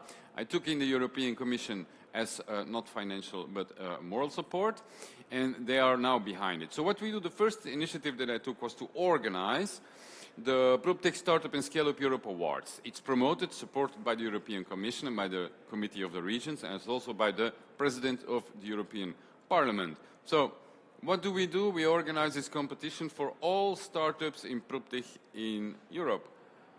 Do you know how many PropTech startup and scale-ups we have in Europe? 2,916. And they're all members now of the European Alliance. So what we do, we have a very strict judging procedures with 50 CEOs coming from everywhere over Europe. We do live pitchings, and then we do a semi-final, and it will be at the MIPIM PropTech in France again, in Paris, like we did this year. So this alliance, by the way, you can check out the website, you will find quite some information on it. What it is? It's a non-for-profit alliance. We help the national hubs with a certain number of things. So first of all, we present the necessary tools for the EU Commission to make decisions on funding, but also legislations, also programs. There's a lot of programs, and we'll talk in a minute about that. We also structure the collaboration and open innovation at EU level. And then we facilitate the EU funding to the PropTech startups throughout Europe. So we have 23 national networks. It's an enormous power.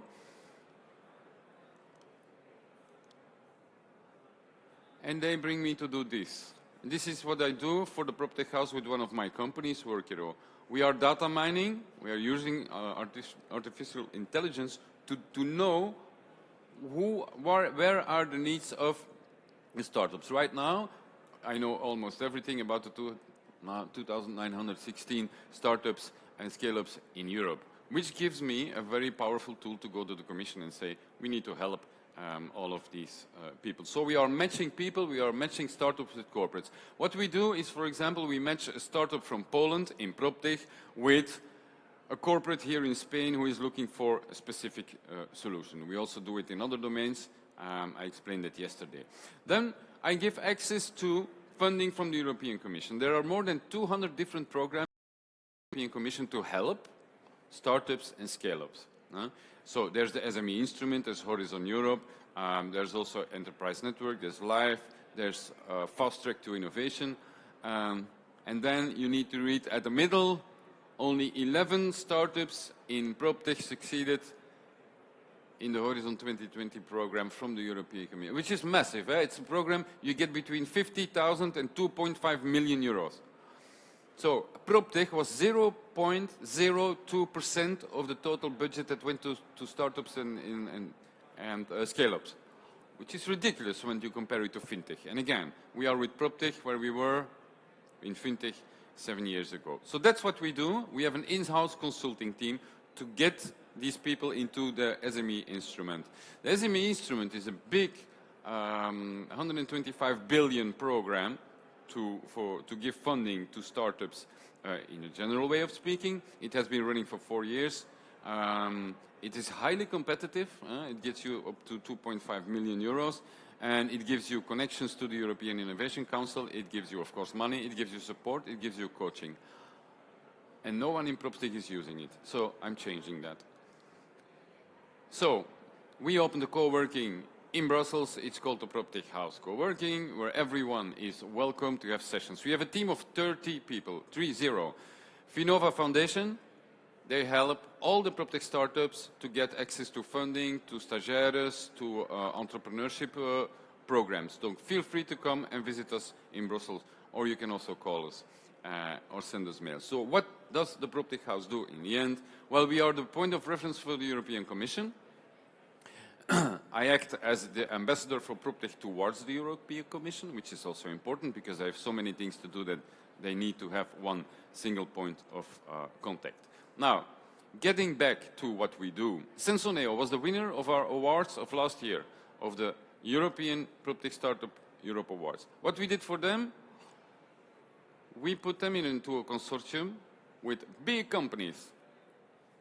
They are in waste management sector. So, thanks to what we help, what we can do for them here, thanks to what we did, they are now entering the game of the really big corporates. And we have a lot of people that we are helping in this way. Another example that we do is we have put together, through a survey, a lot of problems that startups and scale-ups in PropTech are facing in all the European countries. And this report, I will present it to the European Commission. These are the 10 problems that they all have. Money, of course, but that I will talk about that now. But also legislation and a lot of other things that hold us from being really performing. So we present this by the end of this month to the European Commission, and the European Commission will take measures in legislation to help for that. Now, getting back to the most important part of what I want to tell you is the funding part. When we look at Europe compared to the States, and you look at the total entrepreneurial activity, you see the difference between France on the left and countries like USA, Latvia, Lithuania, who are very, very active. Entrepreneurial means where do we have the most startups and scale-ups and independent professionals. Why am I showing you this? Because of the next slide. Because there's a clear correlation between growth that you realize in a country or in a continent and the total entrepreneurial activity that you have. And this relation, you can see it here, how important it is. If you have on that scale left, you have there the percentage of entrepreneurial activity, and this is taken over 3 years, and you see how it's moving and it's going up. You see that in the European Union, 66% of the growth originates from startups and scale-ups and new initiatives. It means entrepreneurs. This is what makes the growth, and not the real big companies who advance on a smaller scale. Now, comparison between Europe and the USA, we're talking about lame ducks and unicorns. Why? Because you see that a lot of companies leveraging are doing an average growth every year, right? So we are more like this. In the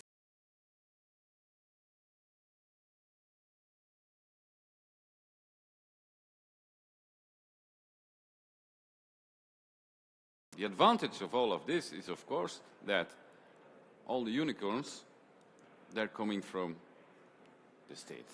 because that's where a lot more innovation happens, where a lot more money is being poured into these startup and scale-ups. Actually, we can identify two equity gaps in Europe. The first one is that after the level of the friends and family, Mr. Piquet was talking about that earlier, and then we have the second gap, and that's the most important one.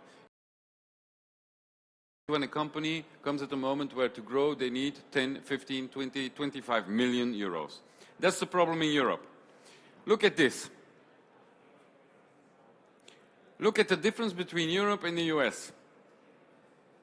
The millions that are being invested.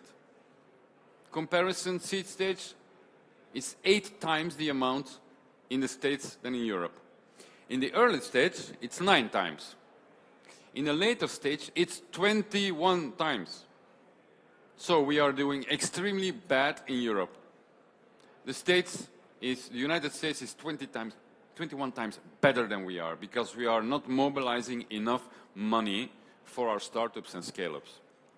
And a lot of governments in Europe are trying to come to terms with that problem, which is not so easy. So we are doing a lot of things with the European Commission to do something about it. But at the end, they leave. Okay, what are we going to do now? It's the last part of my exposé. It's an Escalar program. The Escalar program is really very important for investors. I just suggested to Joseph that next year we need to do an investors forum like I did in Belgium last year. Why? Because then you have the people who have the money listening and looking at what is happening here. Huh? Yeah? Yeah. So Escalar program, like it's a Spanish word, by the way, Escalar, it's a specific financial instrument designed for helping startups and scale-ups throughout Europe. It's a brand new instrument. It's to activate risk-averse investors. It's focused on scale-ups, 75% scale-ups, 25% in startups. It's supervised by the European Investment Fund and is managed by the European Investment Bank. How does this work?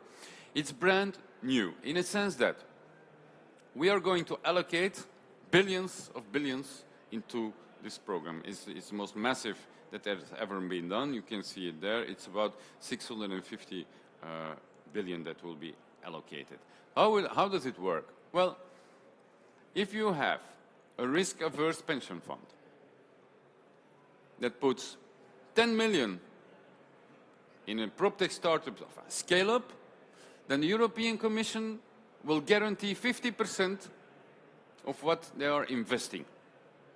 And this is the way that the European Commission will activate what we call sleeping money, because in a lot of countries it's not possible for pension funds to invest in risky business like startups and scale-ups. So what does the Commission say? We say a scale-up, by the way, I need to tell something. A lot of startups fail, really a lot. It's about 86%. But scale-ups in Europe, only 29% fail. So that's the reason why the Commission says we want to take big risks when we finance, and we're talking equity here, the scale-ups. So the pension fund put in 10 million, and the European Commission says we are guaranteeing 50% of them of this amount if the scale-up would fail. Now imagine this for you as private investors. If you are a private investor and you want to invest in a scale-up, the scale-up needs 10 million euros. No, let's say he needs 25 million. It's a nicer budget. 25 million, and you say, well, we're not going to do this alone? Well, then you can ask us at PropTech House to mediate with the European Commission and the European Investment Bank, and we will tell them, this is a very good project, after due diligence, of course. Why don't we activate Escalar in this funding round? Which means that you, as a private investor, you say, okay, if I put 10 million, then the pension fund will also put 10 million. I got already my 20 or my 25 million that I would like to invest in this scale-up. We're talking always about aligned investors, so not VCs who invest in anything that's happening. I'm really talking about focused PropTech funds here.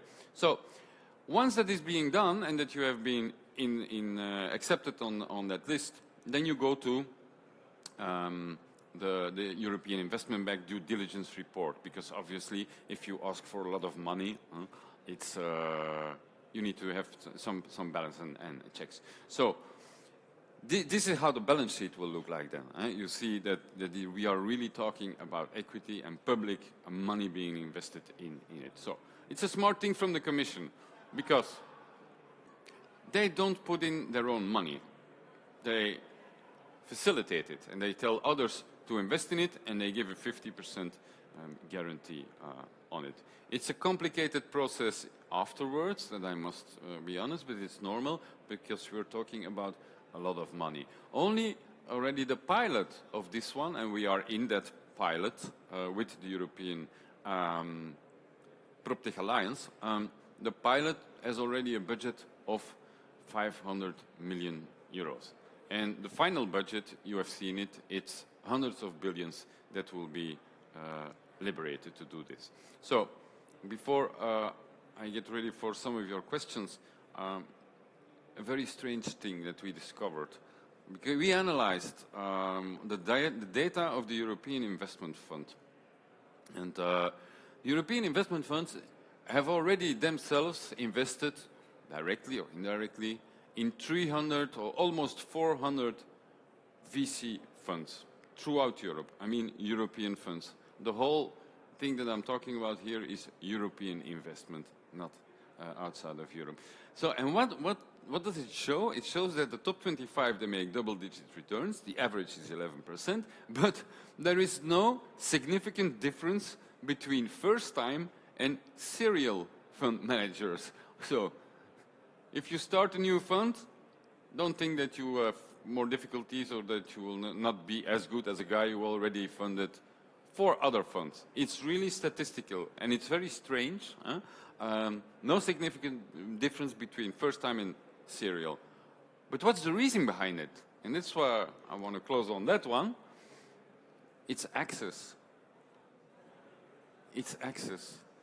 You can be a first-timer investing.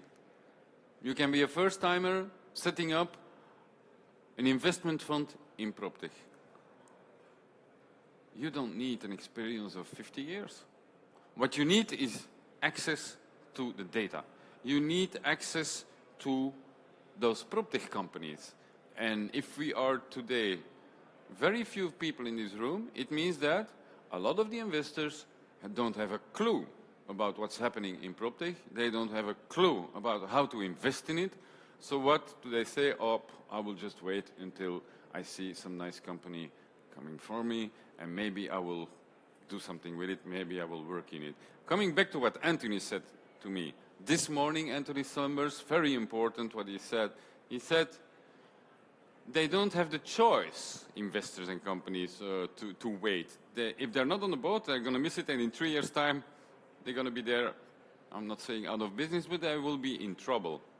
So it's all about access, and this access is exactly what we are giving to investors and to the European Commission about insight in the market, insight in who are the good companies that we should be investing in. Because obviously not everyone is going to get 25 million euros or even more to invest in the. So we need to have a very good identification process. We need to have the national PropTech networks involved, which is at this moment absolutely the case. We need industry focus, and we need to leverage the network for growth.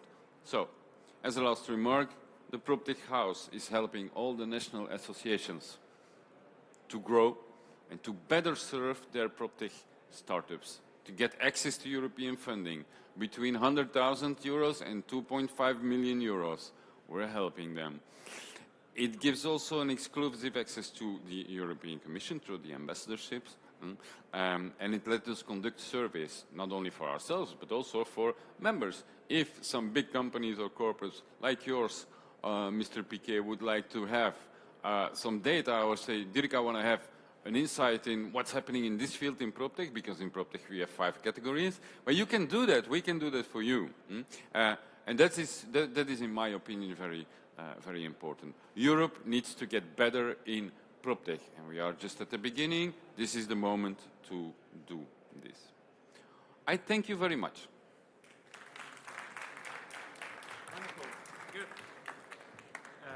Fantástico, Dirk. Muchísimas gracias por presentar por primera vez en Europa el PropTech Competition. Por tanto, el Barcelona Meeting Point ha sido el primer espacio en Europa donde se ha presentado esta competición europea de PropTech y, sin ninguna duda, este no solo es un acelerador, es un hub para que todas estas startups ya seleccionadas, estas 5, puedan participar de forma activa en esta competición y, sobre todo, beneficiarse de esa financiación que estaba comentando Dirk. Bien, y ahora sí. Ahora ya el jurado se ha reunido, compuesto por personas de La Salle y del Barcelona Meeting Point, para deliberar. Y ha sido complejo porque, como sabéis, el martes por la noche hicimos la presentación y la entrega del premio Scale Up, es decir, una startup que ganó el año pasado y que este año, después del proceso de aceleración, es la que más ha crecido, que fue para Mayordomo. Y ahora estamos para reconocer la startup de este año, la Barcelona Meeting Point Startup Award. Para ello voy a pedir que me acompañen 2 personas clave. Por una parte, Blanca Navarro, directora general. ¿Para qué digo Blanca Navarro? He hecho un mix. Esto pasa cuando hacemos procesos de fusión. Pera Navarro y Blanca Soregue. ¡Ostras! Qué curioso. Estáis en el mismo espacio de la mente y está ahí. Por tanto, ya... Blanca Soregue, directora general del Barcelona Meeting Point y también del consorcio de la Zona Franca, y Pera Navarro, eso sí, delegado especial del Gobierno de la Zona Franca y también presidente del Barcelona Meeting Point. Sabéis que cualquier premio es un motivo de reconocimiento, pero es que estos son los Oscars. Son los Oscars del PropTech. Y para cualquier Oscar, ¿qué necesitamos? Una Penélope y un Pedro, ¿no? Es decir, al fin y al cabo, alguien que salva y abra el sobre y alguien que entregue el premio. Para eso le voy a pedir a Blanca Soregue, perdóname, mira que te conozco hace tiempo, que abra el sobre y determine quién es el merecedor este año del Barcelona Startup Award 2019. Bueno, la verdad es que ha sido muy divertido, ¿eh? No me importa que me llames Navarro. Pues vamos a abrir el sobre. El premio a la mejor startup BMP 2019 es para Daisk. Bravo. Sí, puedes subir para ti. Y el señor Pera Navarro hará entrega. Bien. Puedes hablar en francés e inglés como quieras, ¿eh?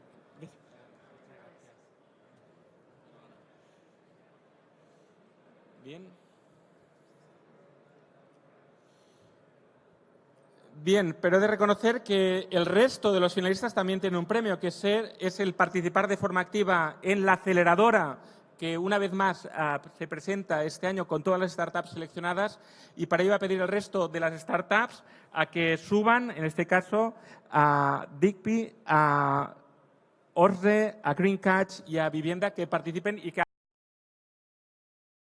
los, en este caso, premiados y los premiados con la aceleradora del Barcelona Meeting Point La Salle. Por favor.